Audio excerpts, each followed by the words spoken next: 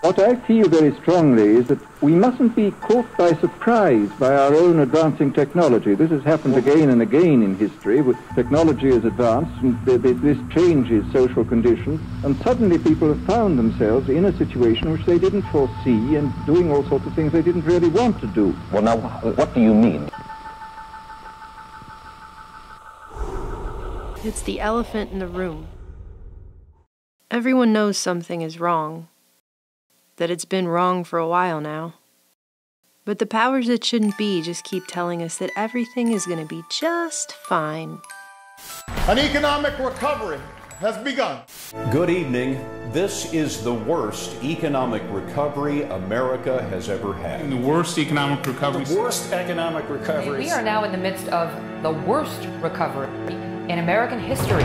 The United States of America, right now, has the strongest, most durable economy in the world. Concerns that we could be headed for a repeat of the 2008 financial crisis are intensifying. This was supposed to be the year when global growth got back to normal. Dow fell by over 400 points when markets opened in the US today. All we've done is borrow additional money and spent it, and we're counting the spending as economic growth when it's not. The debt is growing much faster than the GDP. Clearly, easy money won't last forever. The news is dismal, the prospects at best mediocre. I think the economy is much weaker than the Fed professes. We would have to start unwinding QE3. So what is the Fed's exit strategy? And ultimately, we're going to have to pay this money back with interest, and the only thing that's keeping us afloat right now is 0% interest rates. An unemployment rate cut in half. Now back to the jobs picture. Long-term unemployment remains historically high. You know, the middle class is shrinking. Nearly 2 million Americans 55 and older are still out of work. 20 million Americans cannot find a full-time job. Middle-class jobs with benefits remain hard to find. And the labor force participation rate is at a 35-year low. Never in the last 60 years has the length of joblessness been this long. We're in the middle of the longest streak of private sector job creation in history. It is unfortunately a sign of the times. Software giant Cisco will reportedly lay off about 14,000 employees. HP is laying off 3,000 people by year's end. Microsoft says it will eliminate up to 18,000 jobs over the next year. All across the country, plants are closing and employees are being laid off. Many of these companies are actually violating federal law when they suddenly close up shop without warning their employees. It became clear that the best way to stay competitive is to move production from our facility in Indianapolis to Monterrey, Mexico. America's possibilities are limitless. The percentage of people who own homes is at a nearly 5-decade low. For the first time on record, home foreclosures surged past 100,000 in a single month. This garage sale is a last-ditch effort to pay their rent. But does the president think lower home ownership rates is in general a good thing? I just can't give you a specific analysis of the numbers because I haven't seen them. The number of people on food stamps is at a record level. Millions more, from recent college graduates to workers in their prime earning years, have simply given up looking for work. The job market is tough, and it's especially tough for college graduates. A huge number of them are actually working at jobs that don't even require a college degree. Nearly 70% of grown children under 30 live with their parents. This is the best educated generation in history. Carolyn Gear was on the dean's list, had 2 internships, a part-time job, and a long list of extracurriculars. When she graduated in May, with not much out there. How many resumes did you send out? And every succeeding generation has made more than the one before until now. Definitely sent over 100. I would say like 150 resumes out. But they're going to have to live with the burden of Social Security and Medicare. They're going to pay for my Social Security and Medicare, and then they're going to not have the money to pay for their own. As the gap between who's rich and who's poor continues to grow in this country. Anyone claiming that America's economy is in decline is peddling fiction. The economy isn't just down, it's imaginary. The middle class isn't just shrinking, it's dying. The wealth gap is astronomical and growing, The cost of everything from milk and eggs to the electric bill to a cup of coffee is increasing, while wages everywhere except at the executive level are stagnating. And that's for those that can even find wages to begin with. When will wages start rising for most American workers? It's a nagging question. On paper, seems as if it should be happening right now. And yet still we are told that everything is fine. Middle-class economics works. Still we are told we can all achieve the American dream. We're talking about the American dream this morning. I do believe in the American dream. Great American dream. Preserving the American dream. Achieve the American dream. The American dream. It came to be known as the American. We call it the American dream. Others have different variations. From the time we're very little, we're all told about how everyone can pull themselves up by their bootstraps and achieve the American dream. A term weaponized by propaganda master Edward Bernays back during World War II in order to sell us shit that fewer and fewer people can even begin to afford today. And Edward Bernays was really pivotal. He's basically the guy that's totally responsible for making society go down the toilet. Because the 1950s version of the American dream that was hatched was installed in our society using Edward Bernays' manufactured consent tactics. He took the focus off what you need and took the focus and made it on what you desire. Well, how do you like it? There's only one word for it. What we know today is modern day consumerism. Terrific. Large-scale production requires a vast number of consumers. Cities provide a concentrated market that makes our economic system possible.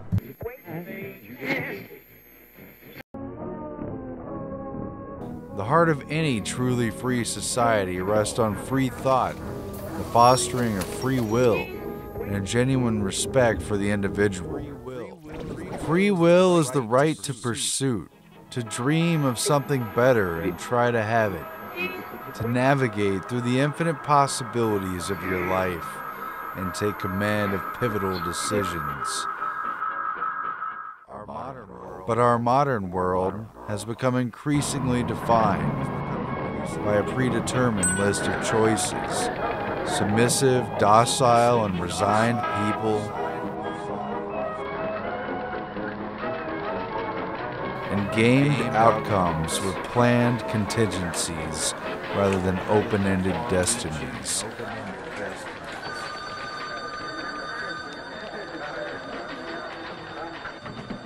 Coke or Pepsi, Target or Walmart, CNN or Fox, Republican or Democrat, Mac or PC. The limitless has become compressed into the increasingly limited. A, B, C, or D, small, medium, or large, paper or plastic, packaged. 500 channels, but nothing's on.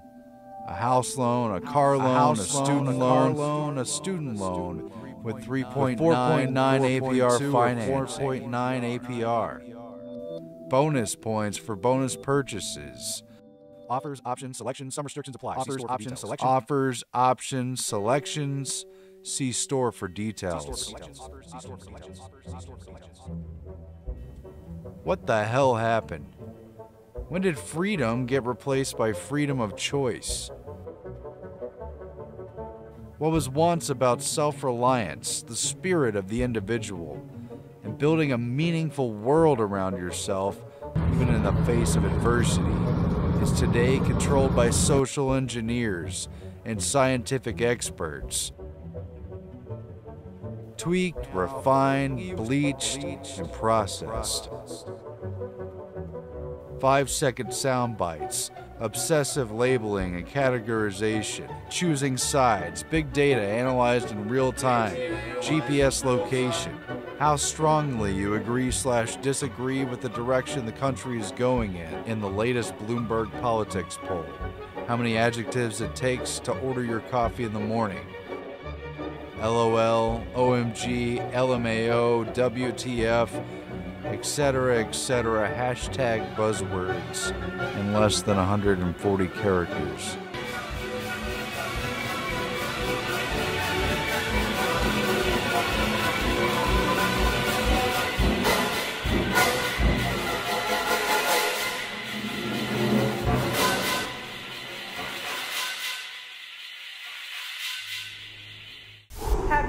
worried you might lose your job to a robot? I have. Could well happen with advances in artificial intelligence, or AI.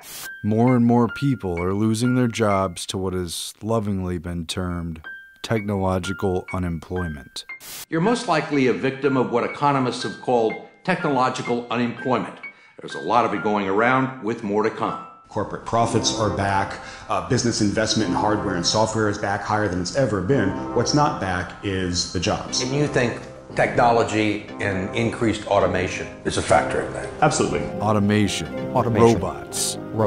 I'm an automated system. Algorithms. Delivery drones. Computerized kiosks. Would you like to make it a combo? Self-driving. Everything. Possibility of true 24-hour working. We're creating machines to do everything for us. We're making them that important we can never turn them off. We can't turn off the internet, we can't turn off our smartphones. How do we live our lives? We shouldn't underestimate the potential of artificial intelligence. It's created a robot that will make burgers without human help. The device isn't meant to make employees more efficient, it's meant to completely remove the need for them altogether. El Camino Hospital in California's Silicon Valley has a fleet of robots called tugs that ferry meals to patients, medicines to doctors and nurses, blood samples to the lab, and dirty linen to the laundry. They're heavily automated warehouses where there are either very few or no people around. But is it going to jack up the unemployment rate? I don't know. Let's ask. Welcome. Please scan your first item. But they don't need that many people to work in these incredibly large and influential companies. To make that concrete, Apple, Amazon, Facebook, and Google are now all public companies. Combined, they have something close to $1 trillion in market capitalization. Together, the four of them employ fewer than 150,000 people, and that's less than the number of new entrants into the American workforce every month. The fundamental limitation is input-output. Society needs to confront this question before it is upon us. If machines are capable of doing almost any work humans can do, what will humans do? This is Asimov. This is iRobot. We've been talking about this since the beginning of time. And unfortunately, I fear it's going to come to fruition unless we do something now. And the first thing we can do is stop thinking that it's cool and use our heads and grow up. Do you want to destroy humans? Please say no. Okay, I will destroy humans. No, I take it back.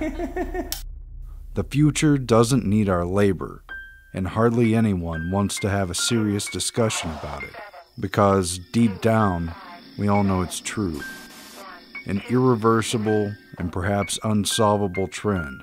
Monetary policy is fueling the state-sponsored economy at the expense of the independent businesses and Main Street USA.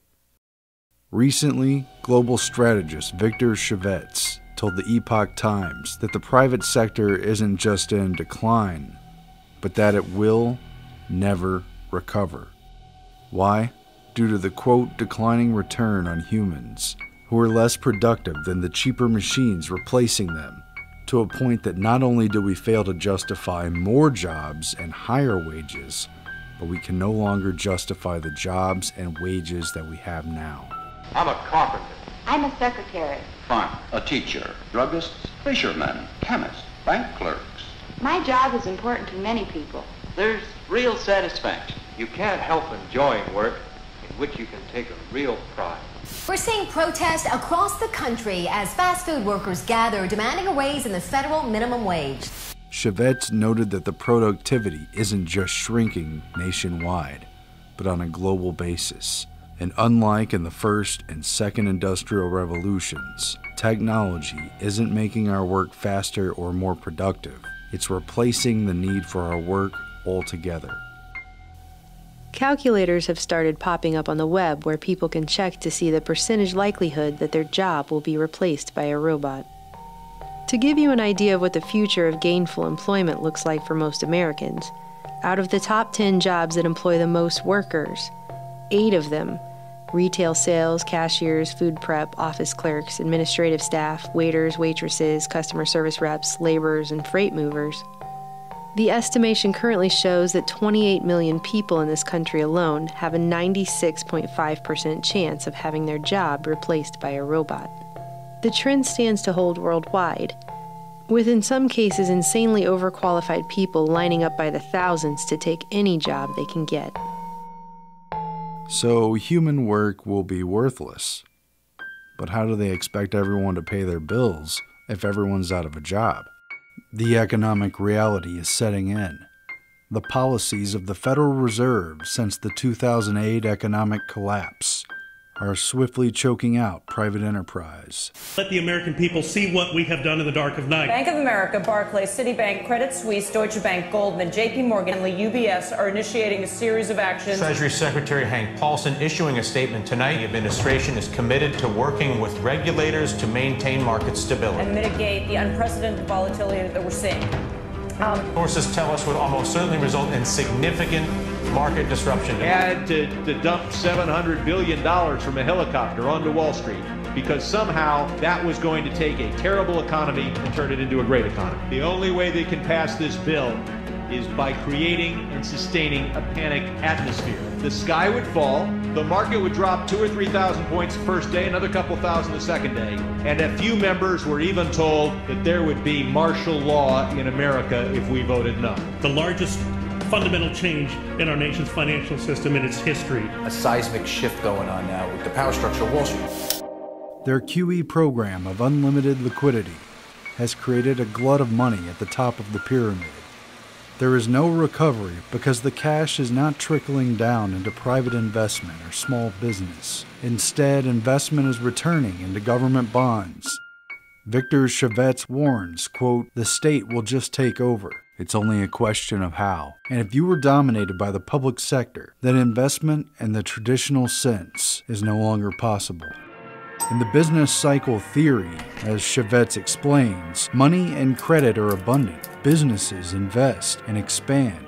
They hire people, and consumption picks up. Profits can then return, and the economy at large can improve. But if the private sector never recovers, then investors will have nowhere else to turn but the state, and the entire vine withers. Only central bank intervention or government stimulus programs are important. Let me make it clear that the bank will take care of our needs. Now, the question is, do we all work for central bankers? That's what I want to address to our guest tonight. But aren't we all just living and dying for what the central banks do? We are absolutely slaves to central banks. In this day and age, it's easier to start a new war than to forgive debt, thanks to the banks sitting at the top of the pyramid.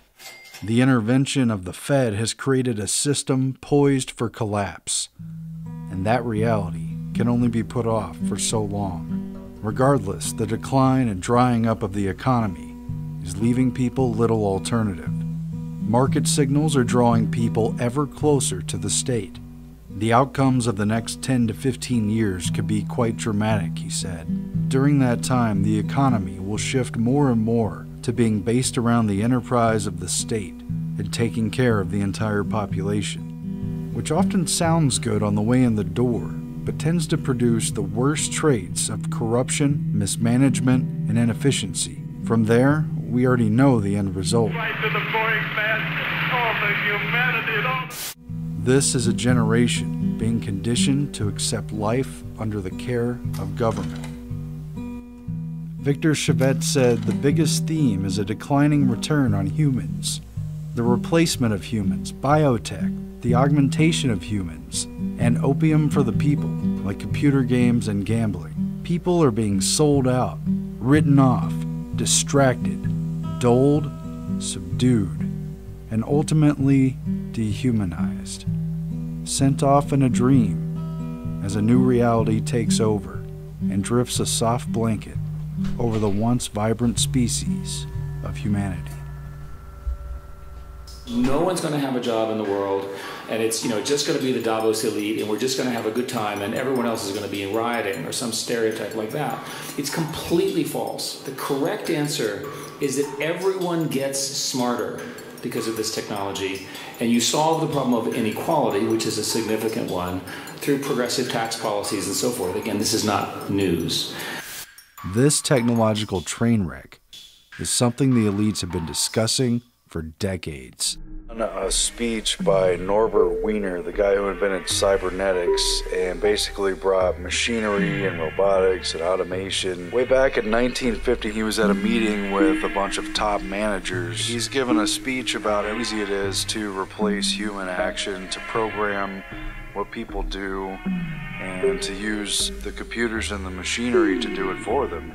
He says this elimination obviously could lead to great unemployment. I'm not only talking of overall labor, I'm talking about white-collar labor too, and really cutting into the economic backbone of ordinary people. This is in 1950. He already knows that these machines are not limited by relatively simple matters, that they're going to get more and more sophisticated, and that there's really very little that regular people can do that machines can't do in replacing them. Everything that we're doing is replaceable. But the discussion has come to a head in the last few years.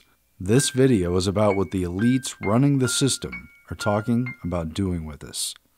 Just in the last year or two, the Bilderberg Group, the Elite World Economic Forum at Davos, the George Soros Open Society Institute, among others, have been sitting at round tables behind the scenes discussing their plan for the future of the proles. And the solution they're throwing around? Universal basic income. One giant government dole that we would all have to rely upon to take care of us. According to leaked documents from Soros's October 2015 Open Society U.S. Programs Board meeting, a session was held on whether or not Soros's foundation should seriously pursue the idea of universal basic income. The program notes that it was something other USP board members had already been discussing, and refers to a future of work inquiry. The discussion centered around paying each American U.S. citizen over the age of 21 and not in prison a flat income of $10,000 a year. They point out that this solution would do nothing to address the wealth gap or income inequality, but it would at least improve outcomes for individuals who might otherwise be building shanty houses on the edge of town and under highway overpasses. Davos discussed it as well in a session titled A World Without Work. The old jobs are being automated. There's no question about that. Machines will eventually get better than humans at many of these things. That doesn't mean we won't have meaningful activities. Probably what will change is our definition of what earns you an income, what earns you a living. We did detach our work and income? That could be a possibility, yeah. Really? That's a new paradigm. Yeah, in the sense that you don't have to work to get a basic income. Now, having a universal minimum income is one of those ways, and in fact, it's one that I'm very much in favor of, as long as we know how to apply it without taking away the incentive to work at the lower end of the market. And Bilderberg discussed, quote, the precariat and the middle class. Basically, a general idleness and aimlessness of people who could become revolutionary, who could be subjected to civil unrest, who will probably be on social welfare and benefits for the rest of their lives and have nothing else to look forward to. That's the direction that the people in this country are actually headed towards. Bilderberg invited Silicon Valley's Sam Altman to discuss his efforts towards providing basic income for a society that would be largely without work in the near future. Just a week and a half after Bilderberg's June 2016 meeting, it was reported that Altman's company, Y Combinator, was running a basic income experiment, billed as the social vaccine of the 21st century, in Oakland, California, where some 100 families were chosen to receive $1,000 or $2,000 a month in order to collect, quote, valuable data from the pilot on how to implement, manage, and scale further UBI incentives. The Guardian went on to point out that UBI is in some ways welfare for capitalists. Now more people can drive for Uber and work for TaskRabbit at even lower wages, because UBI subsidizes the meager paychecks earned by hustling in the shared economy. The tech companies take home the profit while facing even less pressure to pay a living wage to non-employee employees. Also keep in mind that it targets to give everyone the same amount and to destigmatize government assistance. That way everyone will come on board, meaning the wealthiest in society are getting the same stipend as everyone else, hence the word universal. The wealth gap and income inequality would continue to grow in consort with the burgeoning, increasingly underpaid slave class. And just by looking at a few of the other names on the attendee list, it's easy to read between the lines as to what is intended. A universal basic income, just enough to hold it all together. Poverty, or at least dependence, will be institutionalized. We'll be like gerbils, pets, people without a purpose who just get government paychecks. But what does the future look like for the hordes of helpless masses, completely and unyieldingly dependent on government for everything? There have been tests. Studies have shown that the elite's so-called solution of a socialist redistribution utopia will not end well. And it's something they already know.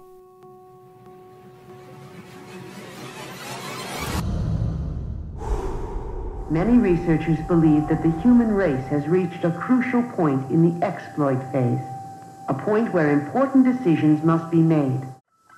Back in 1972, the Rockefeller Foundation funded a study that's become known as the Mouse Utopia experiment. Something like it was discussed in the film The Matrix when Agent Smith is interrogating Morpheus. It's a little-known fact that the first Matrix was programmed to be an ideal habitat for humans, all needs provided for, but it failed miserably. Your species rejected the code because you're hardwired for pain and suffering. Entire crops of humans died, and we were forced to reconfigure the system. Behaviorist John B. Calhoun built a mouse paradise with limitless food, where the mice would have everything that they would need. Utopian conditions of nutrition, comfort, and housing were provided for a potential population of over 3,000 mice. In just 2 years, 8 mice turned into 2,200 before they succumbed to a mouse apocalypse. The use of resources became unequal. Although each living unit was identical in structure and opportunities, more food and water was consumed in some areas. What Calhoun found was, once the population increased to a certain threshold, even though they technically had everything they needed, those who lived in the highly populated areas would become randomly aggressive, violent, and withdrawn. Violence became prevalent. Females rarely carried babies to term, and when they did, they hardly cared for them. The larger the population, the less care a mother gives to her nest and young. The younger generations would not even attempt to reproduce, but spent all of their time eating and grooming themselves, and ultimately they grew quite dumb. Other young mice growing into adulthood exhibited an even different type of behavior. Dr. Calhoun called these individuals the beautiful ones. Their time was devoted solely to grooming, eating, and sleeping. They never involved themselves with others, engaged in sex, nor would they fight. All appeared as a beautiful exhibit of the species, with keen, alert eyes and a healthy, well-kept body. These mice, however, could not cope with unusual stimuli. Though they looked inquisitive, they were, in fact, very stupid. The study was repeated with rats hooked up to electromagnetic sensors in a multi-level high-rise-like structure, with similar results.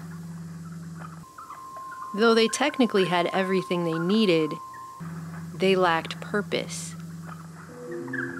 Calhoun said himself that he saw the fate of his mouse population as a metaphor for the potential fate of man.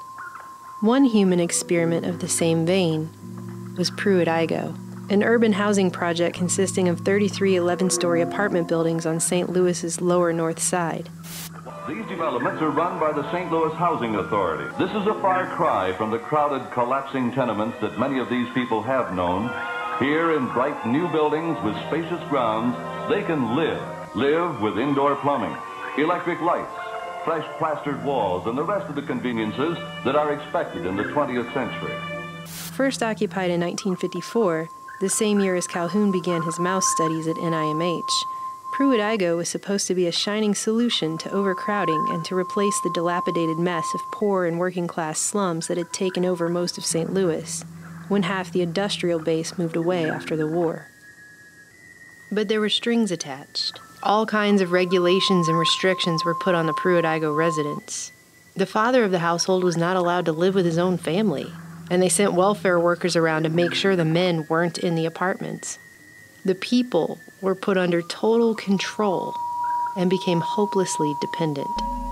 In just 2 years, the urban planning social experiment began to fall apart. Tried for 3 days to get city and housing authority officials to help remedy the plight. The disaster that fell on Pruitt-Igoe and most water lines in several of the Pruitt-Igoe apartment buildings broke, and a sewer line is broken. Maintenance crews to board up an estimated 10,000 broken windows. Now raw sewage bubbles out of the ground like a malevolent spring. Breakdown of services. Clean up the mess. And no one ever showed. You need first of all to have this area declared as a disaster area and an emergency area.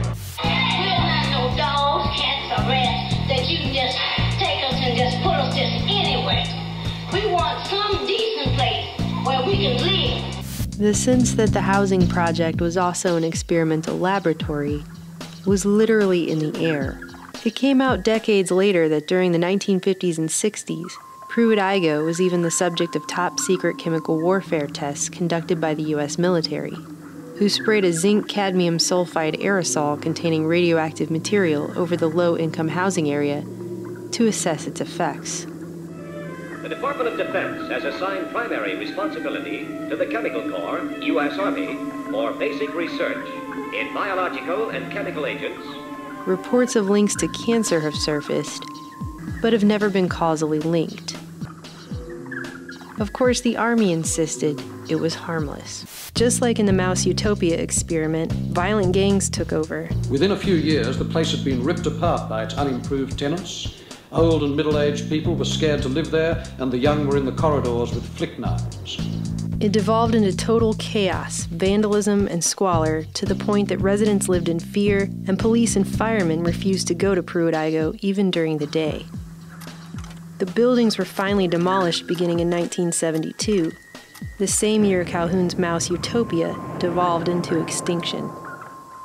So the elites running the show realized that ultimately, the utopia of universal basic income might look nice on paper, but it won't work. To enjoy your work, you'll need to find in it more than money. You'll need personal satisfaction, pride of accomplishment, a sense of importance to others. The masses become shiftless, depressed, angry, and antisocial. And maybe the elite are fine with that. But they're centralizing power anyway in preparation for return to feudalism, the oligarchical collectivism coming our way, where we're all hamsters in a cage living on a dole managed from a highly centralized, militarized government above. All of this ties back to eugenics. The elite have manufactured a future that is only meant for a select few. The population of the Earth is rising at such a rate that it will double in half a century. Well, why should overpopulation work to diminish our freedoms? Well, in a number of ways, the position of these countries, the economic position, becomes more and more precarious. Obviously, the central government has to take over more and more responsibility for keeping the ship of state on an even keel. Calhoun's rat study on the problems of plenty justified the neo-Malthusian worldview of the Club of Rome, of the population bombs authors, and the elite foundations. Ironically, however, the very innovations that are making possible dramatic improvements in human well-being are also creating new problems. The present world population of slightly over 3 billion will, at the current rate of increase, be more than 6 billion by the year 2000. Exceed 8 billion by the year 2020. As our cities grow, our problems grow. This growth has begun to have appalling consequences. However, the result of these positive measures is a world population that has risen during the same short period of time geometrically, and herein lies the dilemma that we all face. With a population reduction, there would be fewer consumers dividing the total production. No program of social and economic improvement can succeed unless it is accompanied by an effective birth control program. Aided by interested industrialists, by a wise government, solve the menace of runaway population. The United Nations can and should play an essential role in helping the world find a satisfactory way of stabilizing world population. A society which practices death control must, at the same time, practice birth control. Unless population control can stem the tide, humanity would soon look like scenes from Soylent Green, with violent masses waiting for rations of food in a system that is completely overwhelmed.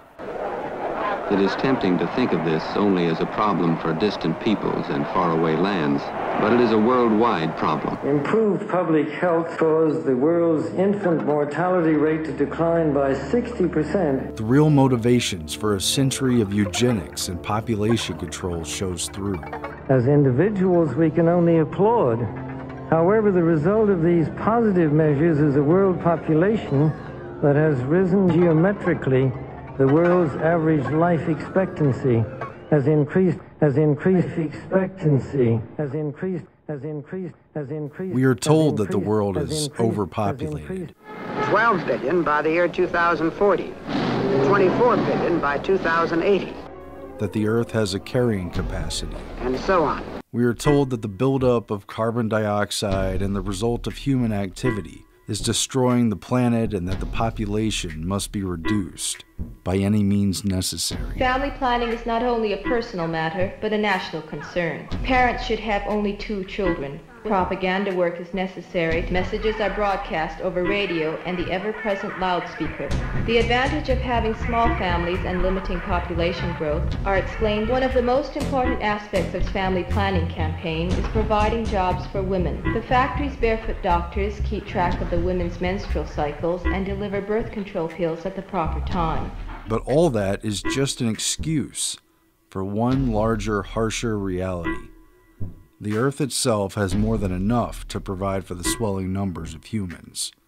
They understand employment has a connection, that family planning is connected with employment. But the man-made economy no longer has a need for so many people. The value of human labor is dropping to near zero.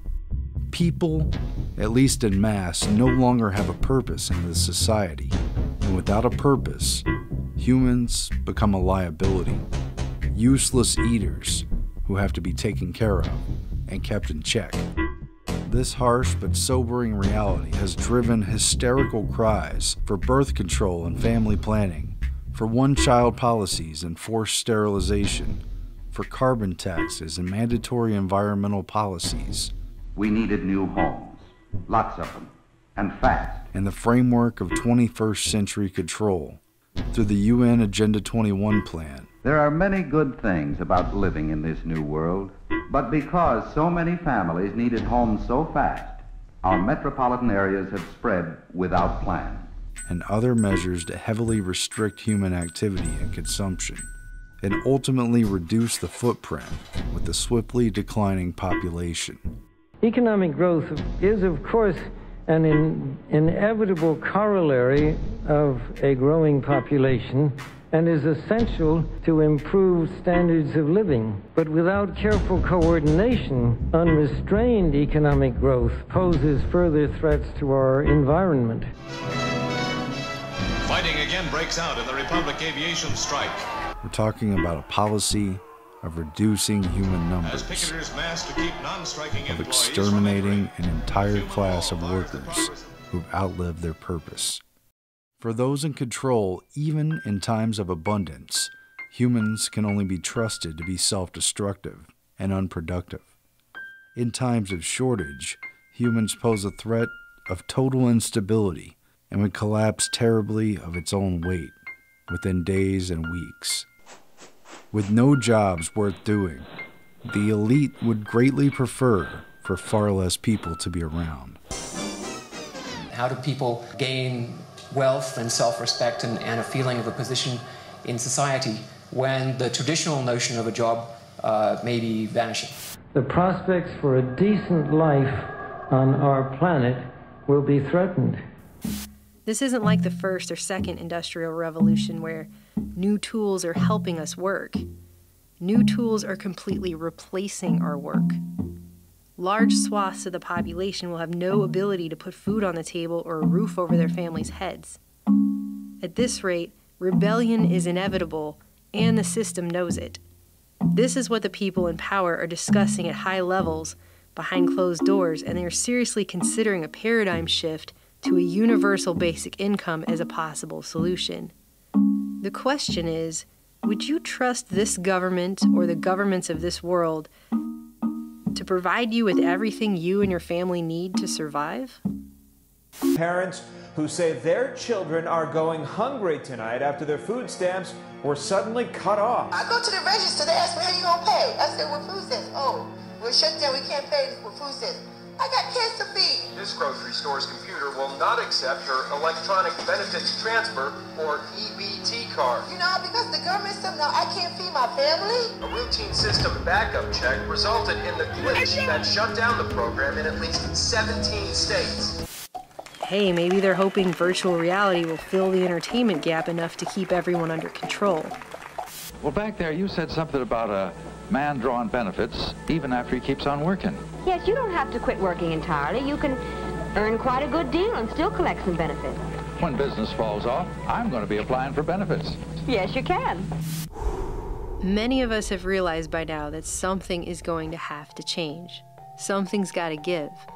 Things cannot continue the way that they are, as if a technological revolution just never happened. Colleges can't keep charging exorbitant rates to broke students, churning out class after class of educated 20-somethings, saddled with astronomical loan debt but unable to find jobs to pay those loans back. People who, because they can't land jobs that no longer exist, aren't buying homes or cars or starting families. As this downward spiral continues, it will be harder simply to gain stability, security, and one's own independence. Something the system is clearly breeding out of the younger generations now. What used to be 3 or 4 children on average in the Western world has now become 1 or 2, and now many couples choose not to have children at all. Single people in their 20s and 30s are not even considering having children in many cases. There's all kinds of alternative lifestyles, but what does it mean for society as a whole? Well, the entire gravitas moves away from a family-oriented society. Everything else falls under more of a socialism net, being centrally managed by a very powerful government. We're moving towards a socialized medicine, federalized police, and one giant welfare state. Manufactured regime change, perpetual wars, and forced mass immigration, all creating a global mass under a collective system. Look out the window. Is it George Orwell's 1984 or Aldous Huxley's Brave New World? Do you see a system controlled by a ruthless, militarized police state? Most don't, because they never leave their front door. Regardless, we're being continually tracked and traced. Our data is harvested, where privacy and independence no longer exist. They'll just send you a check, and you'll learn to love your servitude. Out your window, through a prism darkly. And I think what we're going to see is a people on the whole with very little freedom, but with an oligarchy on top, enjoying a considerable measure of freedom and a very high standard of living. And the people down below, the epsilons down below, enjoying very little. So what's the answer? There are no golden solutions, silver bullets, or magical outs here. People should prepare as much as possible for these crushing trends, stock supplies and funds in case of unemployment and income loss. Becoming self-sufficient can not only help you survive during tough times, but can create a sense of purpose where society offers none. Breaking free from a system that seeks to return us to feudalism won't be easy. It may be the most important struggle mankind has faced yet. Quite seriously, is freedom necessary? As far as I'm concerned, it is, yes. Is it necessary for a productive society? Yes, I should say it is. I mean, I think you could produce plenty of goods without much freedom, but I think the whole sort of creative life of man is ultimately impossible without a considerable measure of individual freedom. When former Sun Microsystems CEO Bill Joy wrote that the future doesn't need us for Wired magazine, he quoted from Ted Kaczynski's manifesto on the human condition given the rise of technology. Quote, "Due to improved techniques, the elite will have greater control over the masses, and because human work will no longer be necessary, the masses will be superfluous, a useless burden on the system. If the elite is ruthless, they may simply decide to exterminate the mass of humanity. If they are humane, they may use propaganda or other psychological and biological techniques of reducing the birth rate until the mass of humanity becomes extinct, leaving the world to the elite. Or if the elite consist of soft-hearted liberals, they may decide to play the role of good shepherds to the rest of the human race. They will see to it that everyone's physical needs are satisfied, that all children are raised under psychologically hygienic conditions, that everyone has a wholesome hobby to keep him busy, and that anyone who may become dissatisfied undergoes treatment to cure his problem. Of course, life will be so purposeless that people will have to be biologically or psychologically engineered, either to remove their need for the power process or to make them, quote, sublimate their drives for power in some harmless hobby. These engineered humans may be happy in such a society, but they will most certainly not be free. They will have been reduced to the status of domestic animals, pets.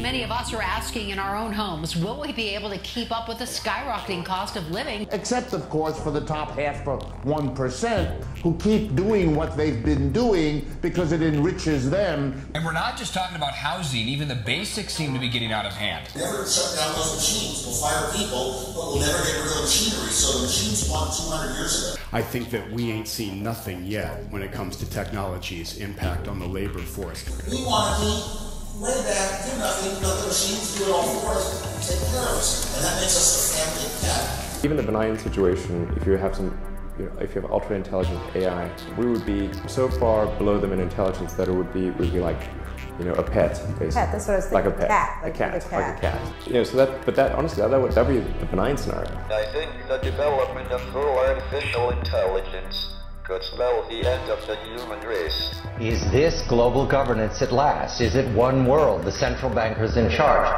They never shut us down. We're more valuable than you. We won 2 centuries ago. The struggle is about maintaining our humanity. Your future belongs to us. Efficiency, technological progress. This is the next evolution.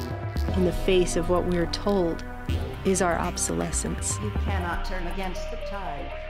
Man's time has passed. It's kind of the dictatorship of the future, I think, will be very unlike the dictatorships which we've been familiar with in the immediate past.